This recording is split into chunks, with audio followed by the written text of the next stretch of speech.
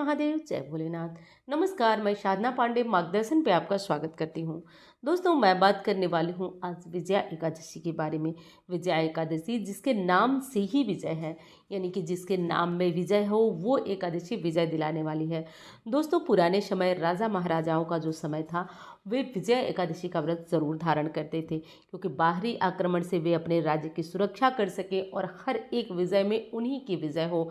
यहाँ तक कि प्रभु श्री राम के बारे में भी कहा गया है कि वे भी लंका विजय से पहले विजया एकादशी का व्रत धारण किए थे। तो जिन लोगों को जीवन के हर क्षेत्र में विजय चाहिए वे विजया एकादशी का व्रत धारण कर सकते हैं। व्रत धारण करें न करें, आप जो है व्रत ना भी धारण करें तब भी एकादशी के नियमों का पालन करें। दोस्तों, ये नियम का पालन करना भी कलयुग में कल्प वृक्ष के समान फल देने वाला है। हर तरीके से एकादशी आपको शुभ फल देती है। एकादशी व्रत के नियम थोड़े बड़े होते हैं और हर कोई व्रत करने में सक्षम नहीं होता है। ऐसे में हिंदू धर्म ये भी कहता है कि यदि हम व्रत धारण न कर पाए तो एकादशी में कुछ विशेष नियम होते हैं, जिसमें कि पहला नियम बता देती हूँ कि एकादशी तिथि में जो है चावल छोड़ देना चाहिए। अब ऐसे में 2 दिनों की एकादशी पड़ रही है तो बहुत सारे लोगों का फ़ोन आ रहा है, कमेंट आ रहा है कि हम चावल किस दिन छोड़ें, तो चावल छोड़ देना चाहिए। दूसरी चीज़ कि हर गृहस्थ धर्मी को एकादशी व्रत में भगवान विष्णु के विराटेश्वर स्वरूप की पूजा करनी चाहिए। अब अगला नियम कौन सा है कि एकादशी तिथि में हमें जो है वो माता तुलसी के लिए जल अर्पित नहीं करना चाहिए। तो ये नियम है जो हर गृहस्थ धर्म के व्यक्ति के लिए, पूजा करें, व्रत करें और न करें, लेकिन इन नियमों को ज़रूर पालन करना चाहिए। साथ ही एकादशी में किसी भी देवी देवता को अन्न का भोग न लगाएं। दूसरी चीज़ है कि हम किसी भी तरीके से अन्न का दान न करें। आज फल, वस्त्र और दूध, दही, इन चीज़ों का दान कर सकते हैं। एकादशी तिथि में जैसे अन्न ग्रहण करना, भक्षण करना दोष माना जाता है, वैसे दान करना भी दोष माना जाता है। दान के लिए जल, फल, ये सारी चीज़ें आप दान कर सकते हैं। अब जैसे दोस्तों, इस बार की एकादशी को लेकर थोड़ा नहीं थोड़ा ज़्यादा कन्फ्यूज़न है, बहुत दुविधा की स्थिति बनी हुई है। हर कोई चाह रहा है कि हमें बहुत बेहतर एकादशी कौन सी है ये जाने। लगातार फ़ोन आ रहे हैं, कमेंट आ रहे हैं, और जैसा कि आप देख रहे हैं कि इस टाइम जो है मैं वीडियो आपके लिए दे रही हूँ बस इसीलिए कि आपकी दुविधा और कन्फ्यूज़न दूर हो जाए। दोस्तों, ऐसे में दुविधा इसलिए भी बनी हुई है कि हम असल में एकादशी का व्रत करें किस दिन। आप खुद समझ लीजिए, आप जान जाएंगे, बिना किसी लाग लपेट के आप समझ जाएंगे कि कौन सी एकादशी का व्रत हमें धारण करना चाहिए। देखिए दोस्तों, एकादशी की शुरुआत हो रही है 6 मार्च 2024 को सुबह 6:30 पर। अब समाप्त हो रही है अगले दिन 7 मार्च 2024 को सुबह 4:13 पर। अब जैसा कि जो वैष्णवजन होते हैं उनके लिए एकादशी का व्रत तो बहुत महत्वपूर्ण होता है, परंतु मैं बताती हूँ आपको, गृहस्थ जनों के लिए साफ सुथरी और सात्विक एकादशी मानी जाती है उस दिन जिस दिन आपको पूरे दिन की एकादशी मिल रही है। और हाँ, कुछ लोगों का प्रश्न ये भी आ रहा है कि दीदी ये बताइए कि क्या इस दिन दशमी युक्त एकादशी है? तो ऐसा बिल्कुल नहीं है दोस्तों, इस दिन दशमी युक्त बिल्कुल भी एकादशी नहीं है। आप किसी भी तरह से संशय में न पड़े, इस दिन की एकादशी सात्विक एकादशी है और किसी भी तरह से दशमी युक्त एकादशी का जो दोष लगता है उसका दोष आपके ऊपर छाया मात्र भी नहीं पड़ रहा है। तो किसी भी तरह से दुविधा में न पड़े, 6 मार्च की एकादशी बेहतर एकादशी है, इस एकादशी का व्रत आप धारण कर सकते हैं। ऐसे में कुछ लोगों को ये भी प्रश्न है कि क्या 7 मार्च को एकादशी का व्रत धारण करना उचित होगा? जी हाँ, उचित होगा। 7 मार्च को भी एकादशी आप व्रत धारण कर सकते हैं, इसलिए कि देखिए 4:13 पर एकादशी तिथि प्रारंभ हो चूँकि ब्रह्म मुहूर्त है और एकादशी तिथि उस टाइम भी प्रारंभ हो जा रही है। तो शास्त्र ऐसे मानते हैं कि इस दिन के बाद यानी कि जो सूर्योदय होगा उस दिन भी एकादशी का व्रत धारण किया जाएगा, जिसमें पूरे दिन की द्वादशी है। तो इस दिन भी हम व्रत धारण कर सकते हैं, कोई दोष नहीं है। लेकिन मुझसे पूछें तो 6 मार्च की एकादशी आपकी एकादशी व्रत करने के लिए सबसे उत्तम एकादशी है। तो ये चीज़ें तो आप बिना लाग लपेट के समझ गए कि 6 मार्च को आप एकादशी का व्रत धारण कर सकते हैं।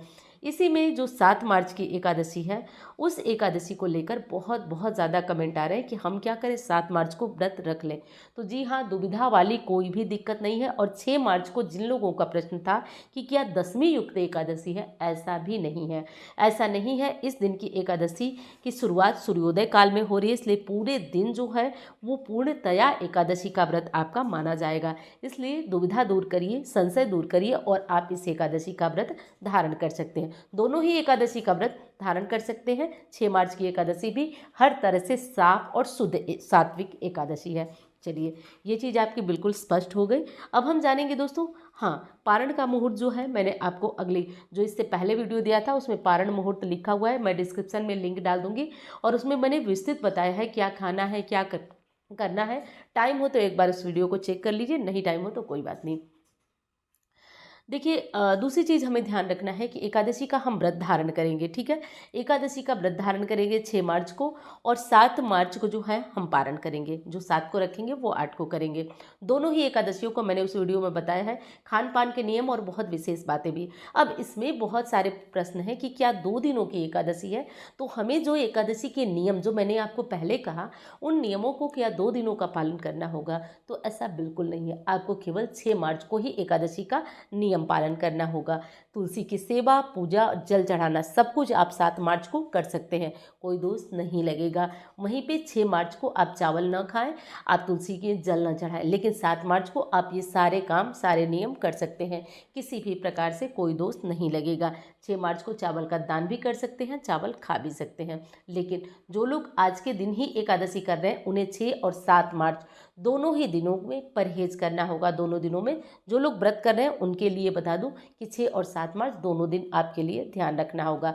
लेकिन केवल नियम पालन कर रहे हैं तो आप 6 मार्च को वो सारी चीज़ें बचा दें और 7 मार्च को किसी भी तरह के नियम पालन करने की आवश्यकता नहीं है। तो ये सारी बातें आपको ध्यान रखना है। ऐसे में बहुत सारे प्रश्न ये भी आ रहे हैं कि हम जो दीदी अपना ये व्रत कर रहे हैं उस व्रत को इस बार छोड़ सकते हैं क्योंकि महाशिवरात्रि है। देखिए, वैसे तो एकादशी का व्रत बीच में खंडित नहीं किया जाता, छोड़ा नहीं जाता, केवल शारीरिक समस्या हो तो छोड़ सकते हैं। तो ऐसे में आप थोड़ा और खा लें, पी लें, लेकिन व्रत नहीं छोड़ा जाता है। एकादशी का व्रत पूर्ण नियम से किया जाता है। किसी भी तरह की दिक्कत है, शारीरिक समस्या है तो आप इस व्रत को छोड़ सकते हैं। सारी जो नियम थी, विधियाँ थी, वो आप लोगों ने जान लिया। अब दोस्तों थोड़ी सी मैं बात कर लेती हूँ कि आप जो विष्णु जी की पूजा है वो किस प्रकार करेंगे।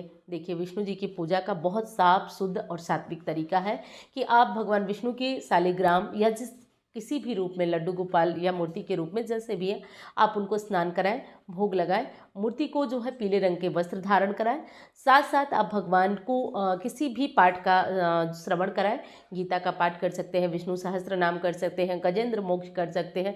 तो अनेकों तरह से आप भगवान विष्णु का स्मरण कर सकते हैं। ये सारी चीज़ें। एक प्रश्न और आया था कि क्या दीदी हम महाभारत का पाठ कर सकते हैं? तो ये गलत बात है। महाभारत ग्रंथ घर में रखने के लिए योग्य नहीं माना जाता है। यदि आपने गलती से रखा है और आपको पढ़ने में बहुत अच्छा लगता है तो आप इसे पढ़ें और इसे दे आएँ मंदिर में, क्योंकि हमारे शास्त्र कहते हैं कि महाभारत जैसा ग्रंथ घर में नहीं होना चाहिए। इसे मंदिर में दान कर दें, यही उचित और योग्य होगा। और दोस्तों, इंस्टाग्राम, फेसबुक में मुझे फॉलो करना चाहें तो कर सकते हैं। मुझसे कुंडली दिखाना हो या बनवाना हो, केवल और केवल मेरे यही नंबर है। कमेंट बॉक्स में बहुत सारे फेक नंबर आपको दिए जा रहे हैं, तो एक बार आपको चेक करना पड़ेगा यही नंबर हो, क्योंकि मेरा और कोई नंबर नहीं है। ये चीज़ आपको ध्यान रखना है। तो एकादशी से जुड़ा हुआ ये नियम था और महत्वपूर्ण बातें थी दोस्तों, जिसे कि जानना समझना आपके लिए ज़रूरी है। मैंने पूरी बातें स्पष्ट बताई। उम्मीद करती हूँ बातें और वीडियो दोनों पसंद आई होंगी। पसंद आए तो लाइक ज़रूर करिए दोस्तों और चैनल को भी साथ साथ सब्सक्राइब कर लीजिए। चलिए, अब मैं मिलती हूँ आपसे किसी अन्य वीडियो में। धन्यवाद। कमेंट बॉक्स में हर हर महादेव ज़रूर बोलिएगा। हर हर महादेव।